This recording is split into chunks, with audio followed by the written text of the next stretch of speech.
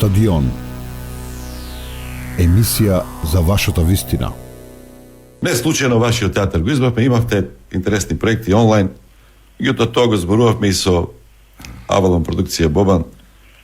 Онлайнот не може да биде алтернатива во никој случај, така?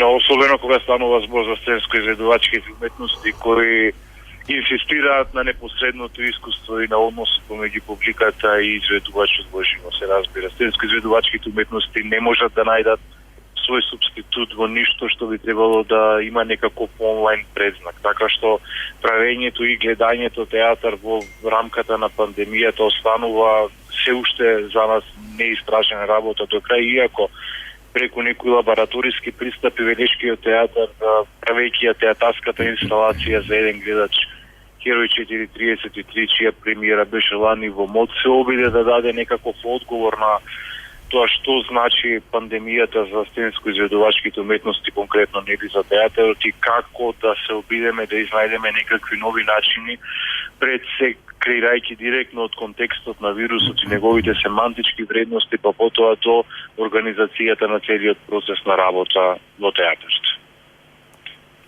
Какви се плановите? Или се зависи од комисијата? Со театарот. Еве, концертите ќе почнат јуни, јули. Театрите кога ќе почнат?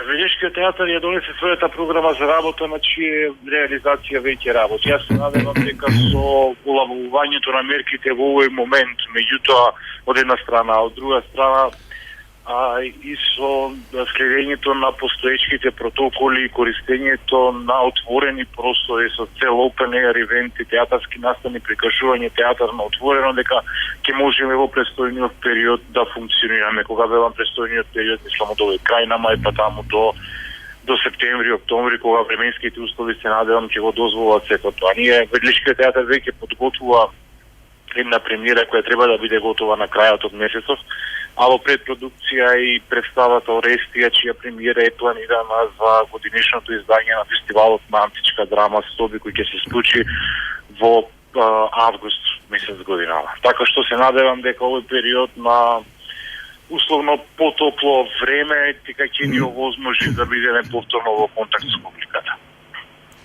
Онлайнот е добар за одржување в кондиција форма во меѓувреме. Да. Меѓутоа, како што рековте, ништо не може да го замени настапот во живо пред публика. Апсолутно ништо не можеме да направиме. Јас се надевам дека она кој што треба да го ислечиме од оваа пандемија е прво поуката како да станеме подобри луѓе пред себе си. Се надевам дека пандемијата де факто не научи на многу работи. Меѓутоа, ако елементарно не преземеме нешто по собствената позиција во светот во кој живееме, овој пандемиски свет кој не окружува, тогаш мислам дека многу работи ќе отидат во празно. Театарот преживеал 1000 повеќе години, ќе го преживе. Откако има театар веќе 2500 години, многу чуми поминал, многу чуми преживеал, излегол посилен, многу концепти се родиле за многу маркантни текстови, особено на примерите за време на големата лондонска чума, кога Шекспир го напишал Макбет, еден од многуте примери кои прима виста сега ми текнуваат.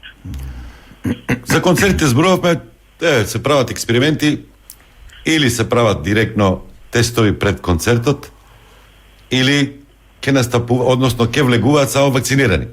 Дали така може да биде и во театарот?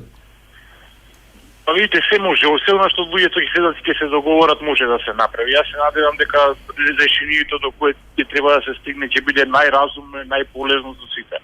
А тоа дали само вакцинирани може да додат во театар и да гледат и да работат театар, не сум сигурен колку е исправна рамка за сето ова, за пандемијата конкретно. Иако се како човек сакам да верувам во имунизација масовна и дека таа ќе се случи за брзо време и дека ќе можеме да се вратиме назад во сето она кое што го нарекуваме свет пред корона, иако тој во голема мера веќе и не постои. И не може никогаш да постои онако како што го знае.